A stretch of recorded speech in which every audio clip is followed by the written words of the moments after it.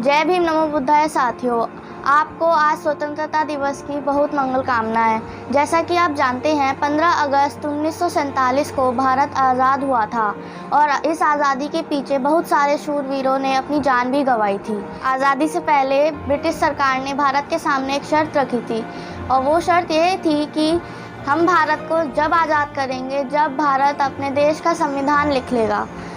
और फिर परम पूज्य बाबा साहेब ने इस भारत का संविधान लिखा और तब जाके भारत आज़ाद हुआ। और आज बाबा साहेब की वजह से ही आज हम स्वतंत्रता दिवस मनाते हैं। आज भारत को आज़ाद हुए 75 साल हो गए हैं, लेकिन सोचने वाली बात यह है कि क्या भारत वाकई में आज़ाद है।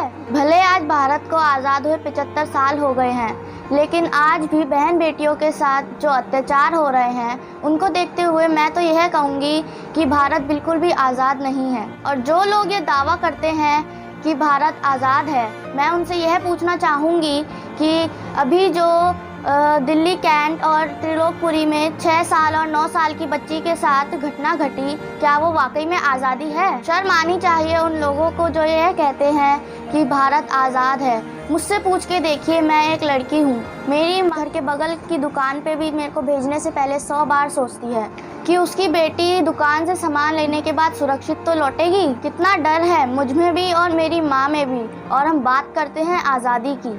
अगर इसी का नाम आज़ादी है तो नहीं चाहिए मुझे ये आज़ादी।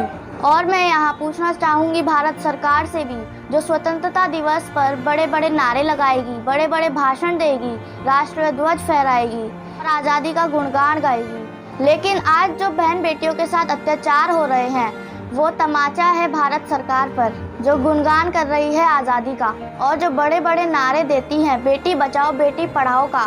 बेटी जब बचेंगी नहीं तो पढ़ेंगी कैसे? और हम बात कर रहे हैं कि आज हम भारत की आज़ादी का 75वां स्वतंत्रता दिवस मना रहे हैं। खूब मनाए सरकारें आज़ादी का जश्न, मुझे कोई फ़र्क नहीं पड़ता। मुझसे पूछिए क्या मैं आज़ाद हूँ, मेरी बहनों से पूछिए क्या वो आज़ाद हैं, मेरी माता से पूछिए क्या उनकी बेटी आज़ाद हैं। घर की 4 दीवारियों से बाहर कदम रखते हुए आज तो रूह कांपती है। और हम बात कर रहे हैं आज़ादी की। मैं कहना चाहूँगी भारत सरकार से कि आप खूब मनाइए आज़ादी का जश्न, लेकिन उससे पहले मुझ जैसी बेटियों की सुरक्षा सुनिश्चित कीजिए, वरना बंद करें ये ड्रामा इन झूठे दिखावों का कि हम आज़ाद हैं। और यहाँ पर मैं अपने समस्त देशवासियों से कहना चाहूँगी कि अपने बच्चों को अच्छे संस्कार दीजिए ताकि देश में हो रहे बहन बेटियों पे अत्याचारों को रोका जा सके। क्योंकि हम देखते हैं कि लोग कानून को दोष देते हैं, लेकिन कानून का रोल हमेशा घटना घट जाने के बाद आता है। इसलिए आप एक सभ्य व नैतिक समाज का निर्माण करें जिससे कि इन घटनाओं को रोका जा सके। और इन्हीं शब्दों के साथ मैं अपनी बात को ख़त्म करूंगी। जय भीम नमो बुद्धाय। और फिर से आपको स्वतंत्रता दिवस की बहुत बहुत मंगल कामनाएं।